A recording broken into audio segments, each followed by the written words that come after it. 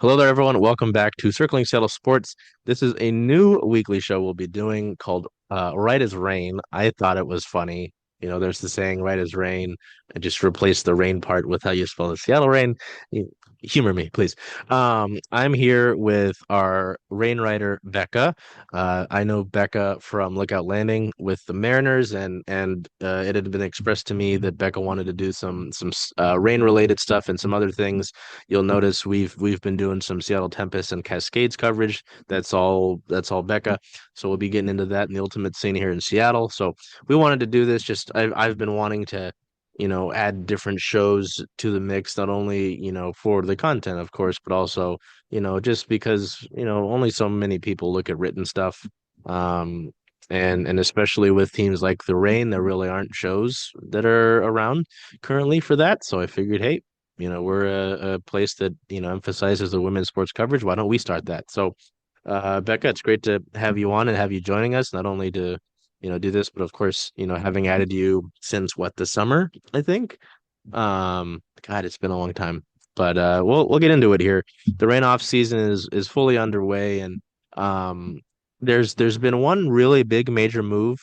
But otherwise, the club hasn't done too much outside of announcing end of season roster and a few players, basically being, uh, with the posts that were made from the social media, we basically learned that they're not coming back, right? So we'll start with the Lynn Williams trade. Back in late December, the club acquired Lynn Williams and goalkeeper Cassie Miller from Gotham in exchange for Jaelin Howell, international roster spot, and $70,000 in allocation money. Becca, on one hand, you do get Lynn Williams. You get a goal scorer. You wanted a goal scorer. I don't know how many times, we talked about that. But at least to me, it is fascinating that Jaelin Howell is like in and out of here after a few months, right? What did you um think about the trade itself, and if you have any sort of thoughts on the fact that it was Jaelin who does the in and out here?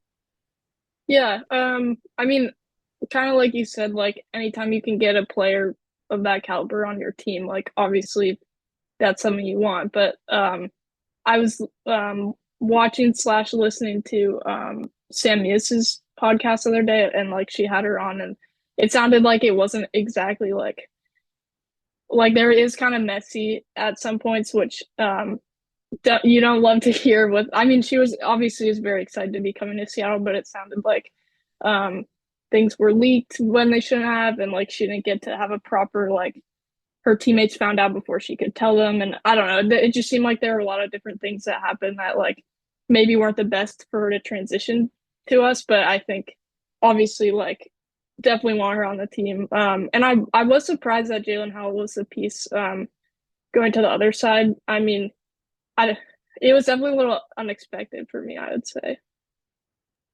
Yeah, because at least with the Howell departure, right? Like with Bethany, sorry, with Bethany Balcer, with the reports that she wanted out as previously as when she signed her last extension.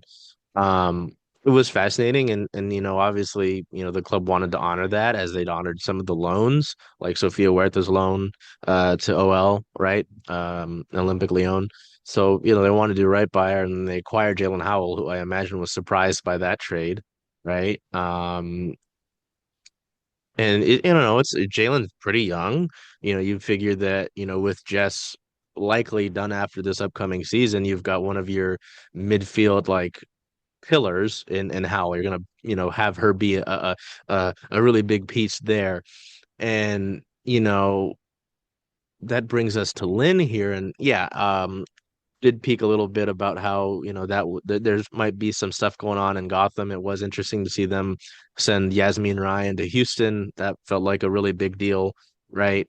Um, but and there had been reports that Lynn had wanted to kind of end her career on the West Coast, right? And Yeah. I believe she's under contract just through this upcoming season. I will double check that so I'm not spreading misinformation. But if that's the truth and it's just a 1 year deal, it's fascinating to me that you not only Howell, but there's the roster spot as well. And I don't know we'll kind of talk about the optimism for the rest of the offseason here in a second. But I'm really hoping it's not just, hey, here's a 1 year rental. Here is a young midfielder that could have been, a big part of this roster, for years to come. Here's an international roster spot. That, who knows what you would have been able to get in that position. Um, yeah, she's under contract. Lynn Williams is on contract through 2025 as a free agent, unrestricted free agent, when 26 rolls around. So, I had heard some talk that there would be some discussions about a new contract for Lynn Williams. We haven't obviously gotten that yet, but I don't know. Do you see why I'm a little concerned, right? Is like if this is just a rental for a year, even 2 years maybe. Um, but it's an interesting flip. Just how Bethany had wanted out, in the first place to acquire Jaelin, and now Jaelin's, I had come to terms with it. I've been fine with it because, Bethany Balcer is a big deal with this club. You bring her in, not necessarily the biggest name, wins Rookie of the Year, gets the Chipotle gift card because of it, and that became its own piece of NWSL lore, right? Um, it's like your goal leader or tied for your goal leader in every year that she's here. And I had really thought like seeing her wear the captain's armband this past year, I was like, that's your next, like that could be your future when the Lou Barnes just Fishlock are done. I was fully invested in that idea. And then, that's not what happens. And so with Jaelin Howell, seeing, a leader that she's been big in the community, obviously in Louisville, and you bring her in here, and I wasn't going to judge her too much this season based on, fitting into the club and trying to get the right fit for her with Laura. Um, and just because this was such a weird year for the club, just uncharacteristic defensive mistakes and stuff like that. And obviously the goal scoring issue still being present. I wanted to see a full season with her under Laura's tutelage, and we won't get that. But again, I'm not at all complaining that we get Lynn Williams, right? Cassie Miller makes sense now that Laurel Ivory is gone, so you have your presumed backup. But I'm just very intrigued to see. Obviously it'll be a year or two down the line before we know, hey, what was Lynn Williams's tenure here? Um, that part is what's fascinating to me, if that makes sense. I hope I'm not too ranty with that, but No, I definitely agree. It definitely, yeah, I agree with that. yeah, so that was kind of my first thing. I was like, oh, we're getting Lynn Williams. And I think I texted you on our Slack. I was like, oh, this is big. And then I was like, Jaelin Howell, because I Yeah, know yeah, Gotham was dealing with some midfield issues, right? To an extent. So I don't yeah. know. I mean, that's interesting, and that's like the one big move we have. We transition over. Hey, Charles. Hey, Jen. Hey, where are you going to watch all the away games for Seattle Reign FC this year? Away games. Well, since Rough and Tumble is the home of Circling Seattle Sports, I was thinking of coming here if that's okay with you. I think that makes a lot of sense. See y'all here.